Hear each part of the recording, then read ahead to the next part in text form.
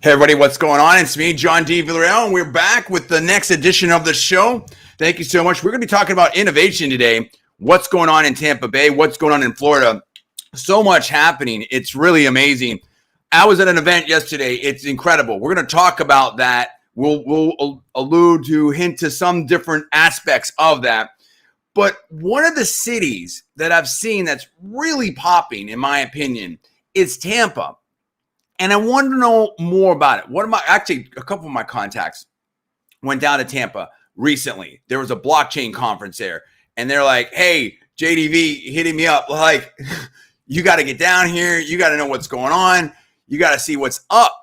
So I wanted to bring in someone that's an expert on this, in my opinion. And let's bring her in right now. Lauren Coffey. Hi. I'm good. How are you, John? I'm doing fine. I just realized I have to have my headphones on to be able to hear you. Can you hear me? Yeah, no, you're perfect. Okay, perfect. You're perfect. So, first of all, thanks for being on the show. We really appreciate that. Second of all, tell me, let's lay it out for someone that's doesn't know you, doesn't know your work. What's going on? Talk about that. What do you do? Yeah, so I'm Lauren Coffey. I'm the tech reporter at the Tampa Bay Business Journal and also have a thing called Tampa Bay Inno, which covers earlier stage tech and startups through a newsletter is the easiest way to get a hold of that. And yeah, I've been here around 3 years and it's been a very wild ride since I got here. It has been a wild ride. Absolutely. So now, a lot of people out there, and I want to be, let me preface it this way. And we talked about it.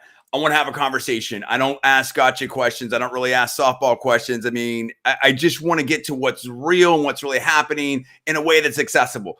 So part of that, and the reason I said that is I think a lot of people are out there thinking, okay, if I'm in Silicon Valley, if I'm in New York, if I'm in Texas, what's really going on in Florida? How much is it real? How much is it hype? And then if I was going to go to Florida, if I'm thinking about putting a location in Florida, and, am I going to Miami? I've seen a lot of stuff about Miami. What about Tampa? What about Orlando? I've seen some stuff with Jacksonville. Mm-hmm. Can you survey that to the extent that, and again, whatever you know is fine. And obviously, you know a lot about Tampa, and we'll drill down on that. But do you have an overview of that aspect? Whether people should come here or not? Well, yeah. How would you compare? Yeah, how would you compare right now the Florida tech venture startup ecosystem with maybe other places? And then if I'm looking at Florida generally, how do I think about Tampa versus Orlando versus Miami? And it's not that it's a competition, but if someone were to start somewhere, they have to start somewhere. Mm-hmm.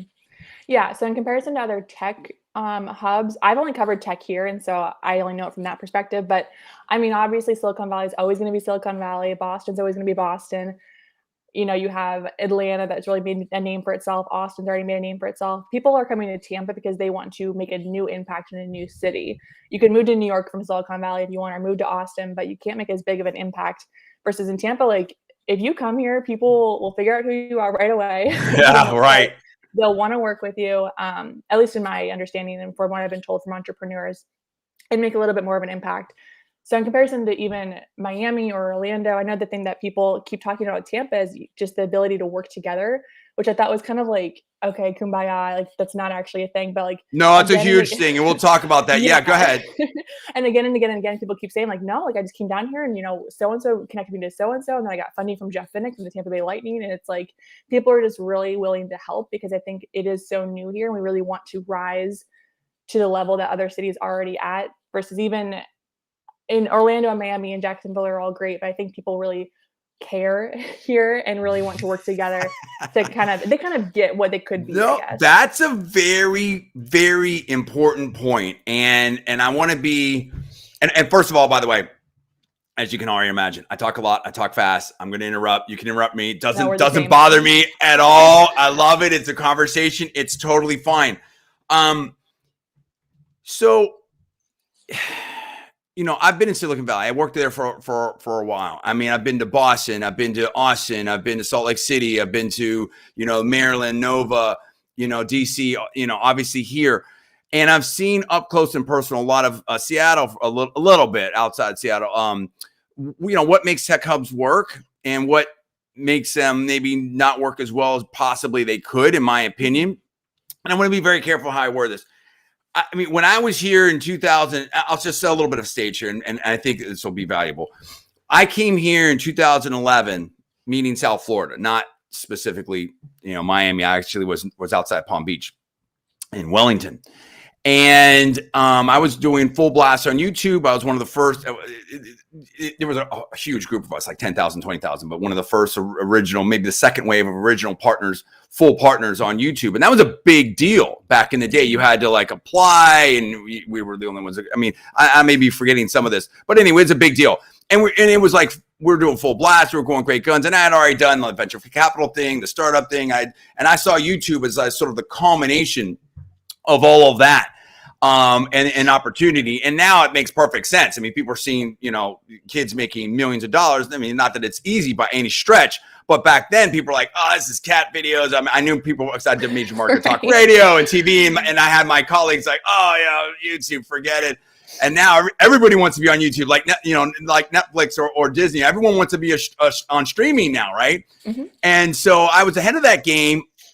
And then things change. That's a whole different conversation. And now it's kind of, it's back in, I mean, back then there was maybe a couple different ways to monetize. Now there's like 10 different ways to monetize. Yeah. But I think that, and we love LinkedIn, we love YouTube and all the rest of them.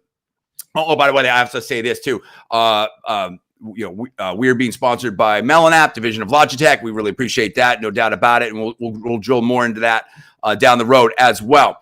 So, but when I was here and I was doing some different things, and then that went sideways. When that went sideways, I'm like, okay, well, I'll just, I kept believing that I'm going to keep going with that, but I'm going to try to do some, go back to tech, venture, whatever. Nothing here. I mean, of course there was something, but it was like, forget it. Like, so, and then we ended up, because my wife's a doctor from Israel, and we've been struggling to get her medical residency. I don't want to talk too much about that. My wife's the opposite of me. She's very private, but she's a superstar. At least she was at her level. And I hope someone gives her a residency out there. That's that's another topic. But very interestingly enough, I've seen that there's a bunch of, we both got graduate degrees at Johns Hopkins. I saw that there's a bunch of like Hopkins related hospitals around Tampa. So maybe we can talk about that as well. And I know they're doing some interesting stuff. And so when we came back, I came back here for a radio show out of Miami, and not too long after was a tweet heard around the world, right? And Dillian Asparov and some people that I really respect, from Founders Fund and others started making noise about coming to Florida. And I'm like, whoa, I want to jump all. I mean, whatever I can do to help. I want to help because, I had seen, like I like to say, I'm nobody. I just know a lot of people. I know a lot of things, right? Mm-hmm. And it's a long setup, but it'll make hopefully perfect sense here. I'm ready. And I know. All right. And so, I had met Mike Moritz. I had met, Don Valentine. I had met, John Doerr. I mean, I can go on down the list, work with Intel, Capital, Panasonic. I used to host GameSpot TV at Panasonic Digital, at the Sega building in San Francisco. I mean, my Rolodex is pretty ridiculous. And just because I was in the right place at the right time, people thought I did some pretty good work. And basically I had a great platform, and my bosses were incredible and knew everybody. And I was lucky. I was blessed, right? But I had seen it. I'd seen what worked, and I'd seen what didn't work as well. And when you have these emerging tech hubs, and I think this is maybe where, and I'm not going to put words in your mouth, but this is what I'm saying, and maybe it's similar to what you're saying. Mm-hmm. When tech hubs that had potential, some that were geographically not too far from Silicon Valley, were just coming up, or were sort of developing and got parochial, like, hey, you had to be in the inside club. Hey, you have to know so-and-so. Hey, you have to, work through. And if someone doesn't like you, maybe, or if you're not in with the right people, that it was tough going. And those tech hubs have struggled. Now, I don't want to get into a lot of details of that. And I knew, just having worked in politics in Florida, I had a taste of how some of that goes, right? And now here I see a tech hub and some opportunities happen in Florida, and politicians are involved. I'm like, okay, well, wait a minute, this could be great. There could be some challenges along with the things that make, Florida in general is kind of high beta. We have booms and we have busts, and not unlike other coastal cities. So I try to get involved, and I try to be like, I try to contact everybody. Hey, let me help. Let me, what are you doing? Whatever I can do to help. And it just repeatedly what was happening. And I think we've had some recent breakthroughs, and it's incredible. And I always respect anyone doing anything out there, because I always say something beats nothing. Always, so I love that entrepreneurial stuff. So two things. I'll finish this and I'll tee you up and I'll zip it. At least for a bit. I read Regional Advantage. This is something I read in school by Annalise Saxenian, doctor, right now, and she was the dean at Berkeley. And it's basically how Silicon Valley beat out Route 128. Route 128 in Boston had all the advantages, right? So you're probably up to speed on this, but just for the audience out there, had all the advantages, had Harvard, had MIT, had Raytheon, Kodak, had all the funding, had been there forever. And here comes Silicon Valley. And Silicon Valley, remember, was just farmland. That's why they call Stanford, the nickname is the farm, because, Leland Stanford, they gave part of their farmland. You can go in the back on 280. There's still a bunch of, horses and stuff out there, at least when I was there, and just crushed everywhere else in the world. And part of that was, very few people were like third generation, even second generation. I mean, most of the people were like, hey, everyone was coming from all over the world. Everyone, nobody cared about any of that. It was all about like, what can you do? What are you working on? Let's go. And people were working together. You were at Intel, I was in AMD. We go hang out at for an eye or something like that after work or during lunch. And hey, let's help each other out and stuff like that. And maybe, the companies weren't happy, but I mean, it created this atmosphere of exactly that, of collaboration and everybody working together. It wasn't about who got credit. It wasn't about politics. It wasn't about, I can't tell you who was or is the mayor of Palo Alto or Mountain View or Redwood. Nobody cares. And I mean, that's not disrespecting what Mayor Castor is doing there, what Mayor, obviously, Suarez is doing here in Miami, and they've both done some incredible things. And we're going to have Mayor Suarez on. We've got a commitment from their office to come on later. And I saw something for myself firsthand yesterday, and I was like, this is strong. So there's some really cool things happening in Florida.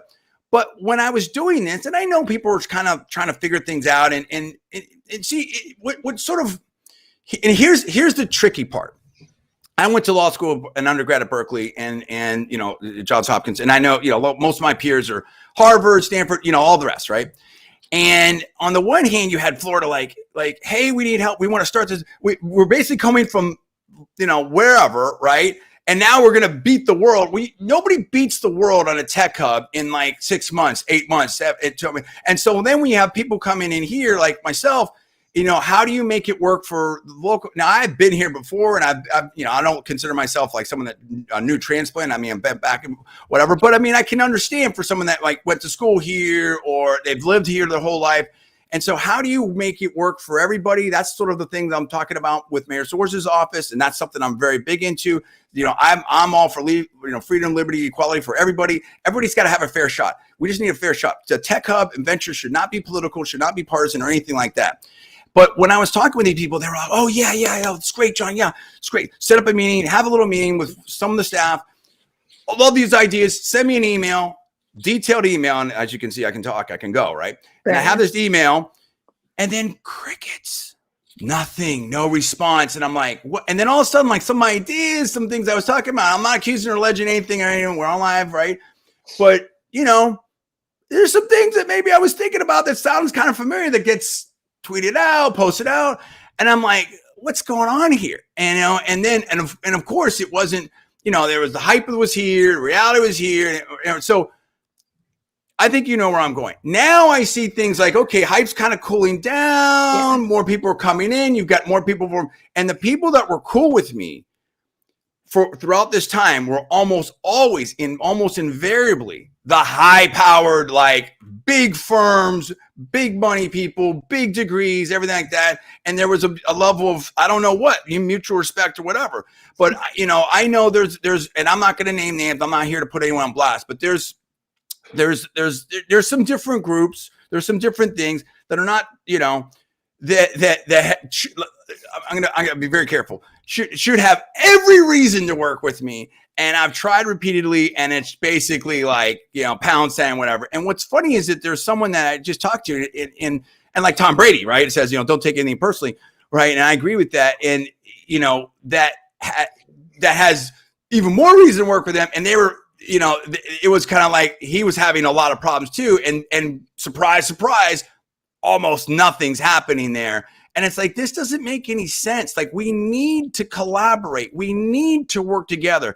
And I saw someone, that's not the purpose of this. The purpose is, for this show is to talk about you and what's going on there in Tampa, but it definitely relates.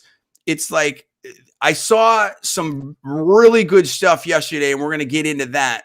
But I think that's a challenge. And just having been here before in Florida, I had seen that on the political side. Now, I expect that from politics. I know what politics are, but I didn't expect that as much from tech, even though, as I said, I had seen some different levels of success. Does that make sense? And speak to that. Was there a question in there? Yes. The question is, to what degree, and this is maybe different, and you said this, kind of alluded to this, with Tampa being different with others, to what degree is there real collaboration, number one, happening in tech and venture? And is there a difference between Tampa and Orlando and Miami? I think you talked about that, number one. And number two, to the extent that this could be improved, how do we improve that? What's the reality of tech in Tampa right now, and how do we improve it, particularly in regards to collaboration? Does that make sense? Yeah.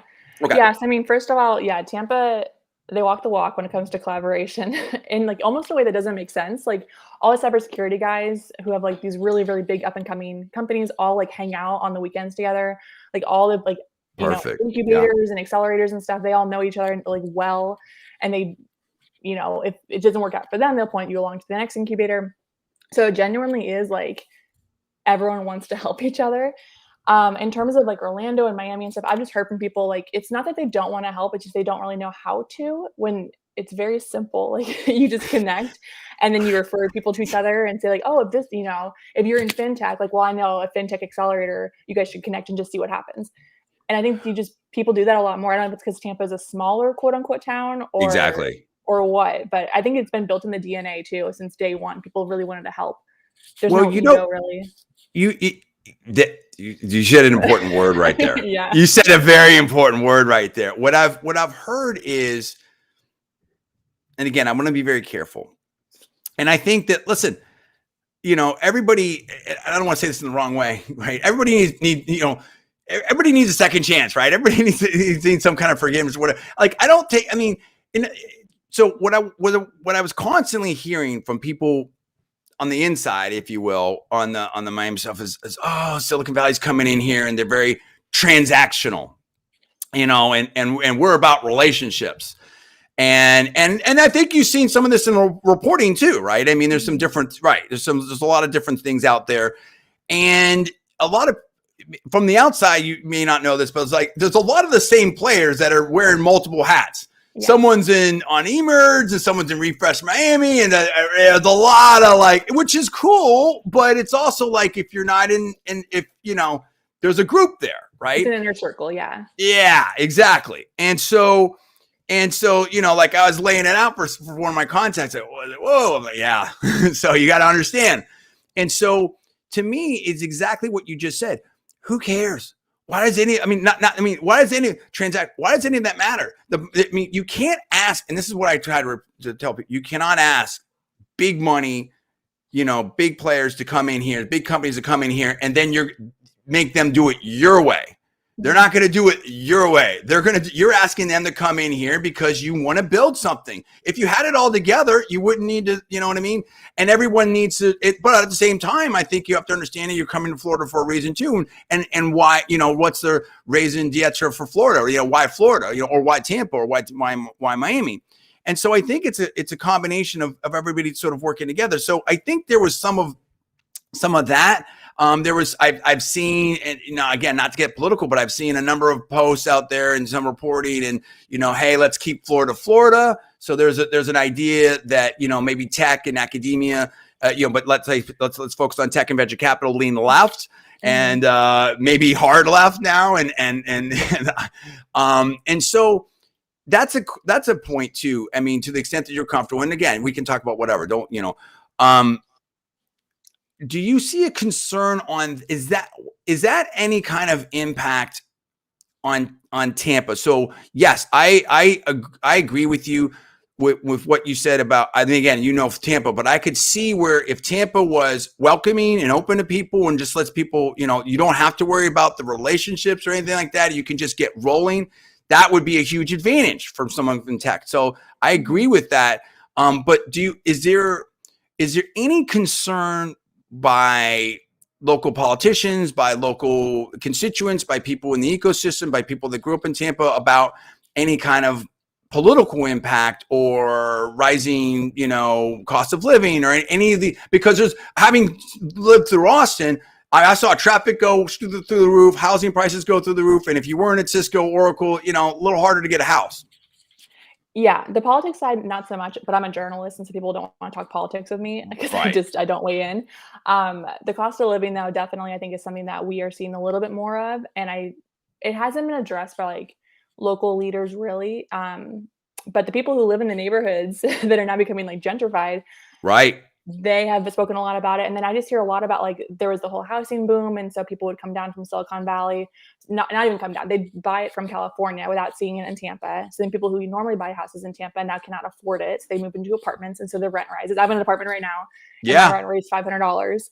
Like, whoa, that's that's no joke for anyone, especially Florida. Are you kidding me? And I'm not even in downtown, and so it's just one of those. And like we have a ton of families now living in our building. That's just anecdotal, but no, I love it. This is real talk. Effect. Go ahead, go. It's just a trickle down effect, and so I think, look at Austin. Like I think New York Times said it last week.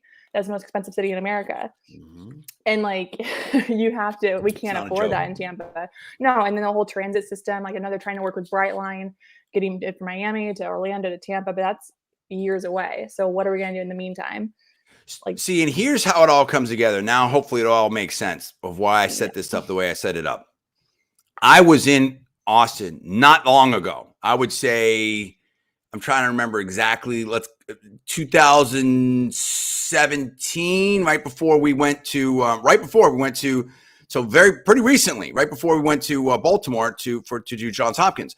And traffic was just getting worse and worse. We were looking at houses before we knew we were going to there. We ended up, because I had a job in San Antonio, we ended up buying, in a nice suburb, really nice suburb outside of there. But we were looking at houses, so I know exactly what it is. I know exactly what it is and how fast things were going up. And talking to people, my contacts in Texas, they're like, oh, you can take Austin if you want it. So you have this little blue blip, if you will, inside of a red state, basically, right? And again, I'm not trying to drag this into political, but here's the aspect of it. When you have politicians that are involved in this, there may be political consequences and impact by bringing in a tech hub and venture that may be very hard, lean left or hard left. And then you have a situation where your local folks who already, they didn't go to the Harvards or Berkeleys or whatever. I mean, in Austin, you have UT there, which is a little, a strong school, right? Mm-hmm. So I think, UT, I don't think has a problem getting hired in Austin, but now you're bringing in, some Microsofts and some others, and how does I don't want to name a school, put any school on blast, but how does a local school stack up against some other competitors? But if you bring in this tech hub, and now you basically in a red state that's, let's say a purple state that's shifting red, and you have Republicans need not apply if that were to happen, and now you've got rents through, and cost of living going up, as you talk about, and you can't, and also we have a state with a lot of retirees. You can't exactly tell a retired, grandmother to learn to code. There's some, all right, you know what I mean? Yeah. So there's some real political impact there, and I think what I've perceived is a shift. And I've been hitting this on, trying to be very diplomatic, and I've been trying to be cool because, again, it doesn't matter. It's not about me personally. I've been trying to get the message out there, and I think that all these people, I know, I'm not going to, let me say, a lot of people watch and read my stuff. Okay. Mm-hmm. And so I think finding the messages, and I've been messaging on this, and I think finding the messages starting to be picked up. It's like, hey, we got to make sure this works for everybody. Right. And again, a politician can't tell private businesses what to do, but I think we have to be very cognizant of that. I was very impressed with Mayor Castor and her, like, she just put out a YouTube video and whatever. But I mean, I've done a lot of this. And it's like, I really like the one with the trophies in the back. You know, I mean, maybe you've seen that one. I don't know.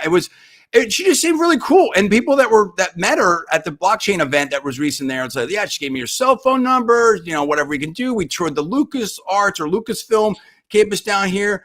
So I think that was very cool. So, but okay, I just want one more question on that. And I want to get into the specifics and all the stuff that you're really covering right now. Mm-hmm. How is that? And this is the $64 million question or something.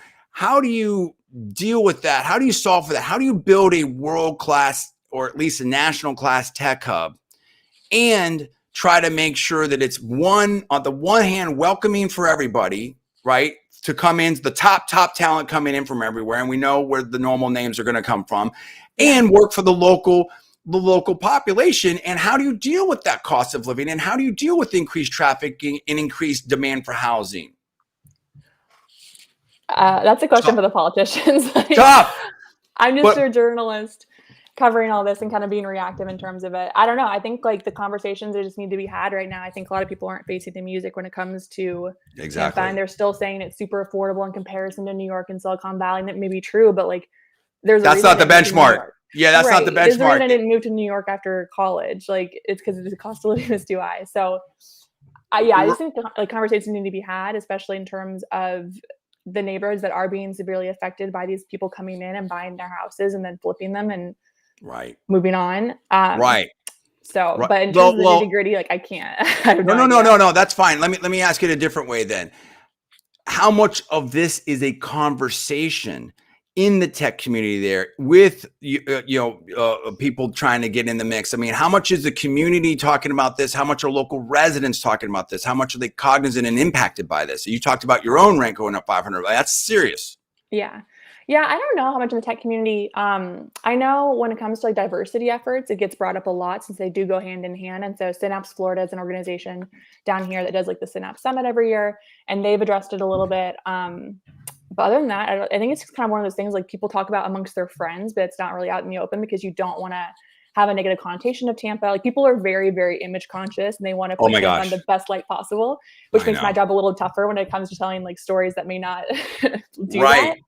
So I think people are just kind of talking about it with their friends and family right now and being like, what is happening? Like, is this going to get fixed or not? Well, and that's why I wanted to talk to you about, I mean, and I don't ask gotcha questions. I don't put anyone on blast, but and I'm happy to say stuff, but I think that this is exactly what you said. It's the most, if not one of the most, if not the most important aspects of this, and nobody's talking about it. So, again, politicians love that. Hey, this many jobs, and hey, this company's coming in. Hey, but what are the real opportunities, and what's the real impact of that? That's a little more complicated, right? Mm-hmm. And again, I've lived through it in Austin, where particularly in terms of traffic, there's really only two main arteries that go north and south, and I had there's people that literally won't go across town. Will not go across town. If you're in South Austin, you're not going to North Austin and vice versa, particularly at certain times of the day. So it's that bad. Mm-hmm. And I also think that in terms of one of the things that people forget or don't maybe aren't as cognizant about is in terms of building out the tech hub. And I may be wrong, but you tell me if I'm right on this. It seems like there's more available land in the surrounding environment in Tampa. Like here in Miami or South Florida, you've got this sort of 10, 15 mile strip across the Atlantic Ocean, and then you run, especially south, you run right into national, protected park, the Everglades. You can't build anywhere else. So if I want to you can't build a gigafactory down here. You can't, a big, huge. I mean, that's not going to happen. So I think that also creates sort of maybe differences or competitive advantages in regions as well. Yeah, that's a good point. I don't know about the space in terms of like massive like warehouse factories and stuff. I know Lakeland is like an hour, 45 minutes away. It's like the exact point between us and Orlando. Correct. So there's lots of space there. But no, in terms of like offices and stuff, we really have a lot. So Water Street is kind of the big one that people are really focusing in on. And a lot of the Silicon Valley and New York executives are coming down here. It's like this new downtown kind of metropolis that Bill Gates and Jeff Finnick are behind. So you can't really beat that. Let's roll on that. I want you to focus on what you're really, really great at. Give me a survey. I know nothing. right? I have no idea. Give me what's going on in Tampa Bay tech venture entrepreneurship right now, and what should I be excited about, and what's coming? Okay. There's a lot going on. It'd be tough to kind of narrow it down just because like it's not one sector that's really it's not like, I mean, which helps like in some cases. It's not like the triangle where it's like the fintech hub or, Boston Right. with its med tech. We have kind of everything right now. Cybersecurity is really big. ReliaQuest, you saw the news where it's $1 billion company that was announced Amazing. yesterday, and they joined Amazing. KnowBe4, which is also a cyber company that are not publicly traded. So it's like, and cyber is not very sexy to talk about, but I mean, so like the stories aren't really told, but like they are really making a name for themselves and for Tampa and building like the institutional wealth that we really need that Silicon Valley has. So I think there's that. Water Street, like what I mentioned, that's kind of where the people are coming down to now and really wanting to move into office spaces. And I mean, the USF, which is our college, University of South Florida, it's like in North Florida or Tampa. Yep. There's a lot of space there and a lot of cool stuff going on there with College of Engineering and College of Nursing, and people are really kind of focusing on innovation and IP over there. We have University of Tampa, which is also an school that is doing a lot of really cool entrepreneurial work. So kind of a lot of hands in different pots. It's just more of like the blocks are all here. Now we just have to build upon them. And I think that's what you're seeing right now. So what do you think is, so on a 1 to 10, where would you rate? Oh, we got some people in the chat here. Hold on. Let's see what we've got here. Okay. So can we raise Lauren's volume a tad? That's we got a request on that. I'll zip it. You go ahead and talk and we'll see if we get the levels right. Hello, testing 1, 2, 3. Maybe a little more. I can just shout at you. Okay. All right. Fair enough. We're not. And then I have someone else talking about VSF Tech. I don't know. I don't know that one. Don't know that one. Okay. No. So yeah. Listen, I think on a 1 to 10, where would you say Tampa is in terms of being a tech hub? I mean, do you think, is it Tampa looking to become a top 30, top 20, top 10 tech hub? Like, what's the word on the street there about that? I would give it this is gonna get me in trouble with some people, but I would give it a 7. I think it's very, very fair to say it's like one of the top emerging tech hubs in the nation, if not the world. Maybe the nation. The world's a little heavy. But so I would say that. I don't know. I hear different things. People say they want to be the next Silicon Valley or the next Atlanta or the next Austin, but I've kind of countered that with some people and said, like, why not just be the next Tampa Bay? Like, we cannot replicate certain things that Silicon Valley has. Like, it's not possible. No way. Same with Austin. Like, there's just institutional things put in place. And like, why not just have our strengths and focus on those and be the greatest Tampa city we can be versus like the next this or this or this? Because like they have their faults too, and we don't want those. We could avoid those. So, no, absolutely. And people forget Silicon Valley, as I said, started as farmland. It started out as suburbia. You don't have any serious major cities there. I mean, now it's sprawled out. I mean, now it's like all the way to the North Bay and all the way, but for the longest time, it was kind of like, I mean, let's say, to be generous, to be even more expansive, San Bruno, right, to the north, all the way up to San Jose, then around the bay to Pleasanton, I guess, because you had PeopleSoft, you had some other big companies out there, and some stuff near Lawrence Livermore Lab, I think, but mostly Pleasanton. And so, all of that, with the exception of San Jose, and San Jose is not like a super dense, city, in my opinion, but all of that was basically suburbia, right? So you could build, you could have Google or Oracle or Apple build these massive campuses and stuff that in a way that it's very hard to do in a big city. You can't just plop down and do that. I mean, even in Austin, you have a lot of that stuff happening in North Austin, over by the San Antonio and Austin both have these like shopping places that are called, or these locations that are called very similar. I want to say the Domain. I think that's right. The Domain there. So it's not in downtown Austin. Right. So I think that's a very important point. So you don't have to deal with, you have the land, you have the area to build, and you also have the traffic issues. You eliminate a lot of that type of stuff. So yes, like you said, it's very hard to just up and duplicate that. But I think what you're bringing up is, I think, and I'll say it, and maybe this gets me in trouble as well. I think that Tampa has a hard time telling its story. Yeah, I would say, and that's like the thing people keep saying, and I've kind of pushed them a little bit where I'm like, you got to tell your story. Like, I know it's not the most fun thing when you're building a company. The last thing you want to do is give me a call, but like it helps everyone at the end of the day. Cause then it gives people, oh, like look what's going on in Tampa. Maybe I can do the same thing. And I think that's what you saw in the pandemic. People started moving down and everyone's like, huh, Tampa. And like, honestly, it sounds dumb, but like with the Lightning winning the Stanley Cup and then the Super Bowl, both in Tampa and then you win it, Huge. I think that really made people say like, oh, Tampa's a city I could live in. And then they start looking into it. But It's before that, like, visibility. yeah. And if you don't talk, then like, yeah, no one's going to care.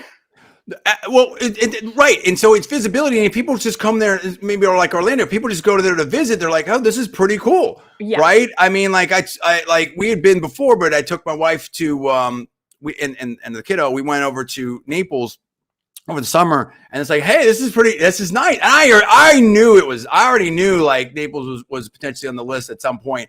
And I think so. Okay, so let's talk about that. How do you get your stories? Like, let's talk about your job in the day to day. So, I mean, how hard is it to talk to these people? You kind of got into some of that. What got you interested in tech?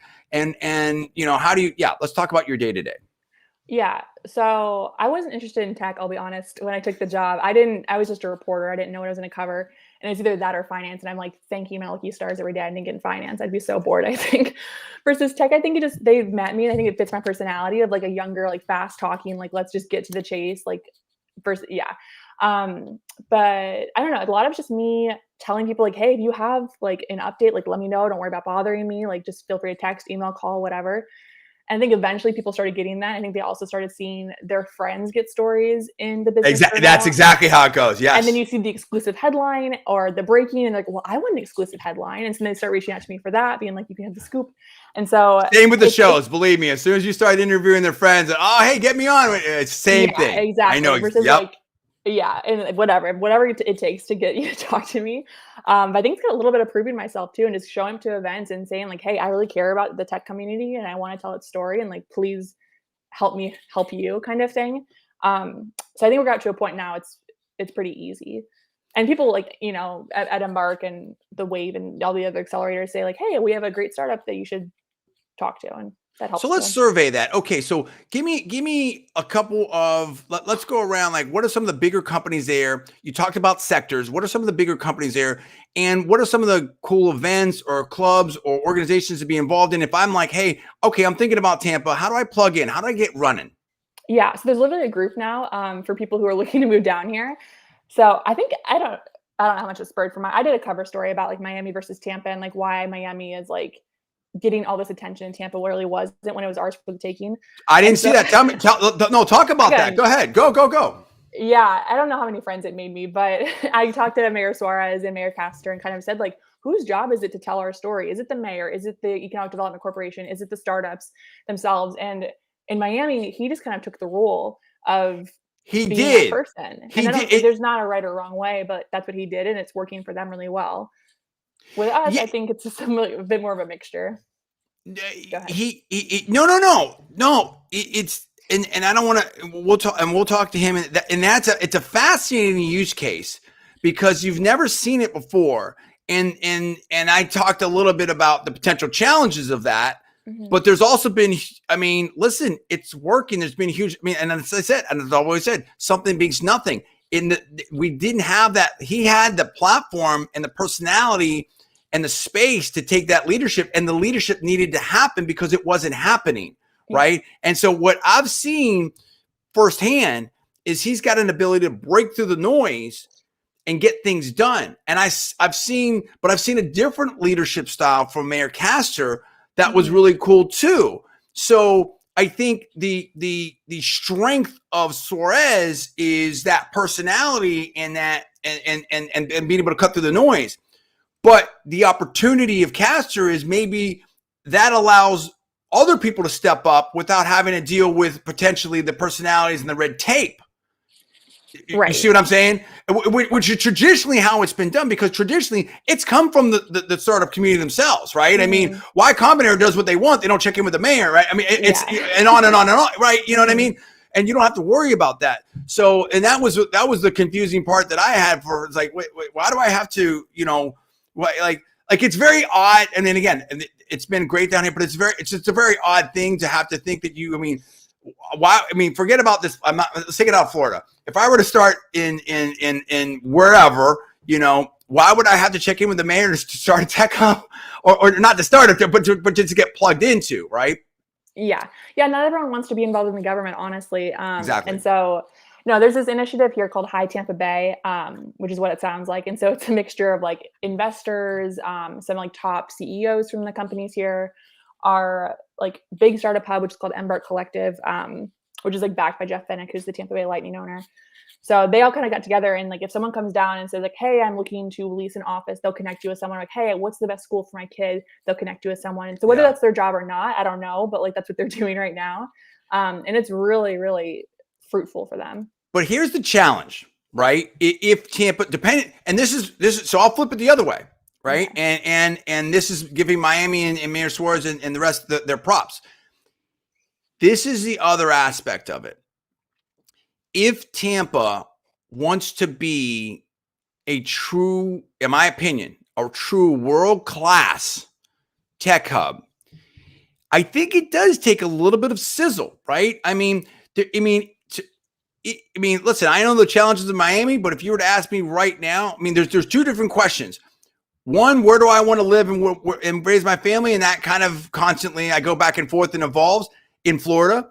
But the second question, if you were to ask me, what's the coolest, most fun city in Florida? That's not even, other than when my daughter wants to go to Disney World, right? I mean, but it's not even a question. It's not even close. But and so when you live in the coolest city, this is, because you hear that a lot, where I'm really curious who all moved down in 2020 to Miami and did the things on Twitter where it's, here's my yacht on the ocean or whatever. Here's my There's a lot of that.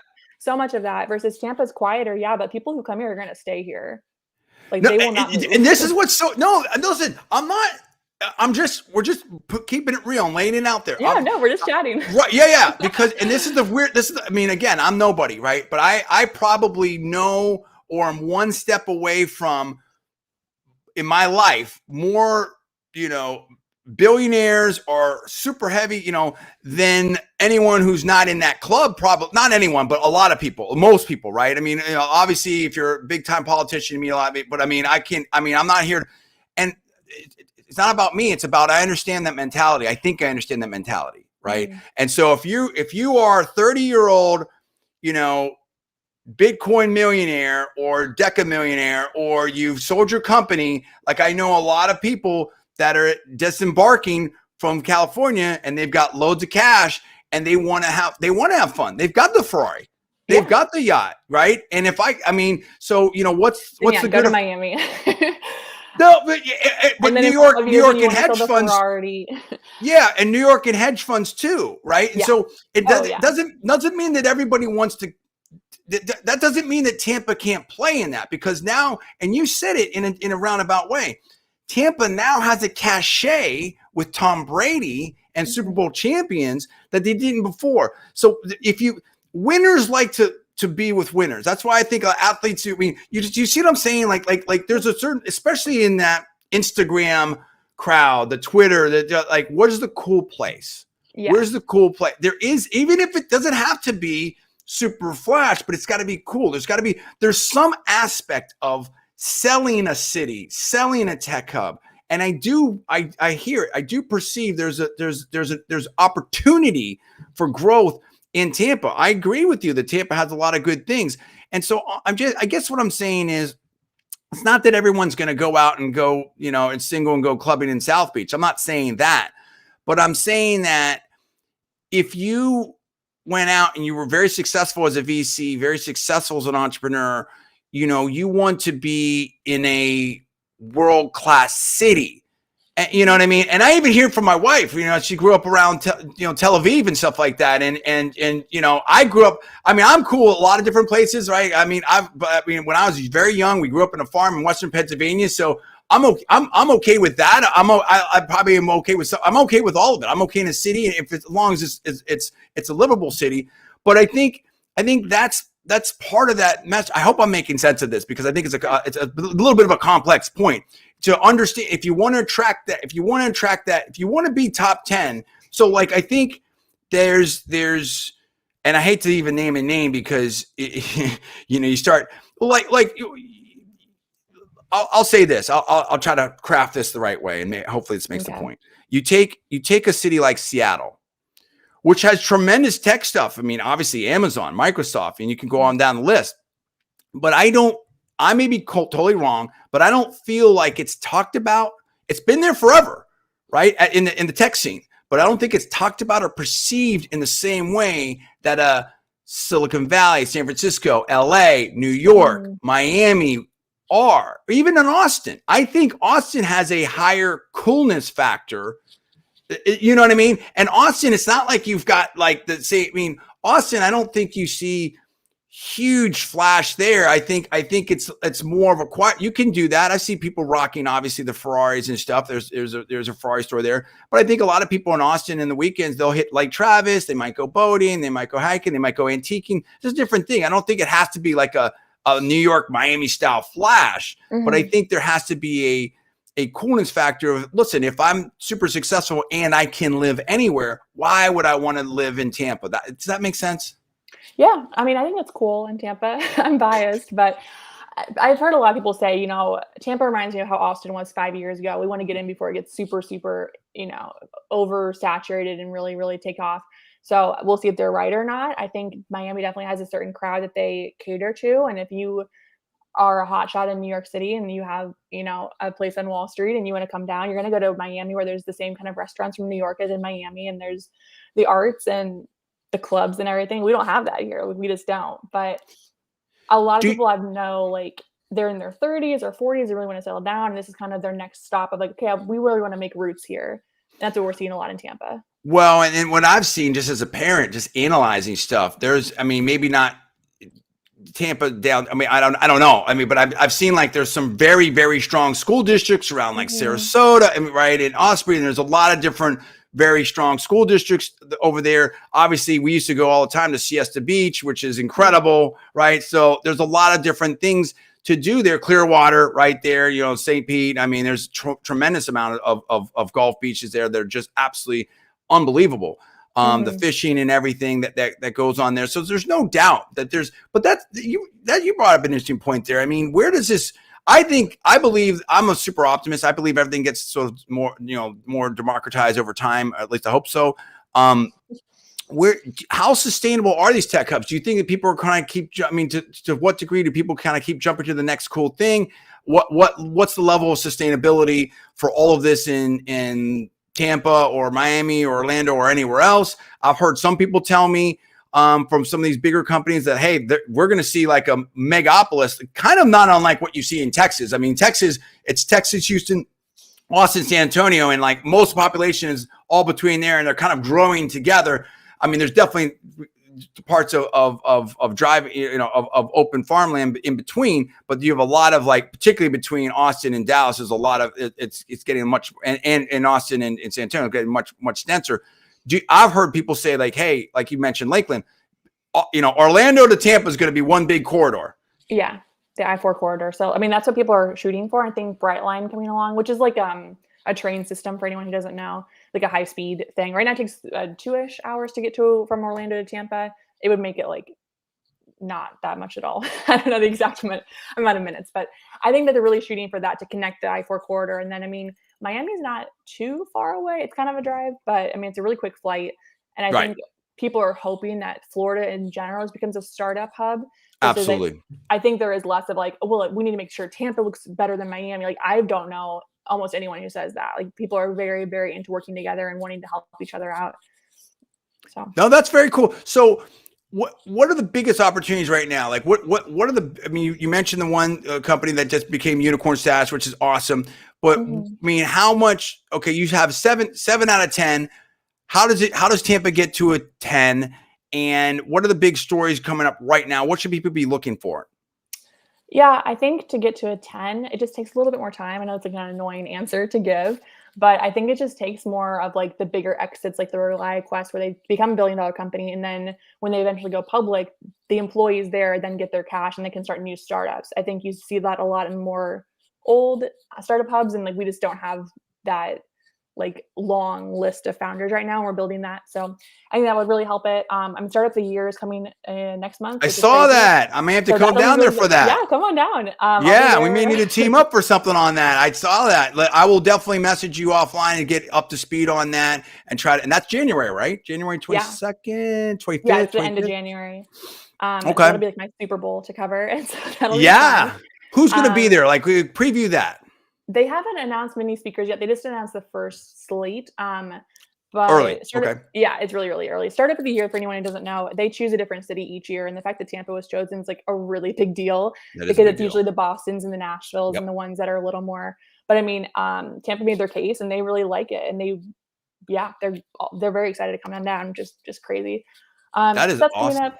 But otherwise, I mean, just stay tuned. Lots of funding toward the end of the year with Q4 wrapping up. And so I'm getting a couple announcements of those. And more companies, even if they're not coming down here to like relocate, they're expanding here and really investing in their talent pipeline. So that's happening. It's a lot of hot stuff. So stay tuned. I love it. I love it. And not to repeat, but just it, maybe you already answered this, but is there, what happens with the local folks? More and more money comes in there. Do you predict that the cost of living is going to keep going up? How do you manage that with the needs of, housing, affordable housing and all that? I mean, there's also, anytime you talk about tech and venture, and we see this even in San Francisco, right? The whole income inequality conversation, very important conversation. Yeah. Yeah. I mean, I'm not an economist, but I know like the apartments that are being built right now, if they're luxury ones, a lot of them I am seeing like a third of it will become affordable housing. What affordable means it's different for everyone's definition, but I think there is an effort being made. Yeah, I don't know if it's going to burst or not, or if it's going to keep rising and rising and rising till we get to the point where Austin is, where now people are like, oh my gosh, it's been 10 years and we haven't adjusted for wage inflation. So yeah, we'll see. That's a question for someone much, much smarter than I am. Yeah. The other thing that's interesting, and I'll ask you this, is what about, you see some of this with the remote work, and this is sort of an interesting thing with some companies now, like, okay, you can stay in Austin or you can stay in Tampa or you can stay in Miami, but we're going to pay you according to the cost of living in that city. We're not paying you Silicon Valley wages. We're not paying you New York City wages. But then you've got pushback from the employees. They're like, wait a minute, where I live is up to me. And, I'm doing the same job, right, as everyone else. So why shouldn't I get that money? I mean, are we seeing discussions on that? Because even in some of the reporting, like for companies that were looking at Miami, some of them were like, yeah, we're coming here because I can hire people cheaper.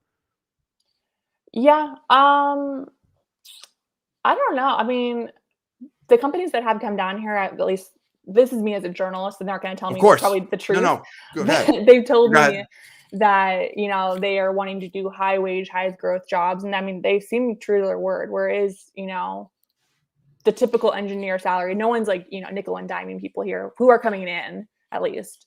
Okay. It's very interesting. I think, I think we're all, I think obviously the last couple of years have greatly accelerated everything. I think a lot of people, even someone like me that's been involved in this for a long time, to some degree, we're all learning on the job because the environment and the facts on the ground, continue to evolve. So it's very, very interesting. Lauren, you've been absolutely gracious. I really appreciate it, particularly with my long set of questions sometimes. But where do people find out more about you and follow your work? I know you kind of do double duty, right, with the Business Journal and the Inno.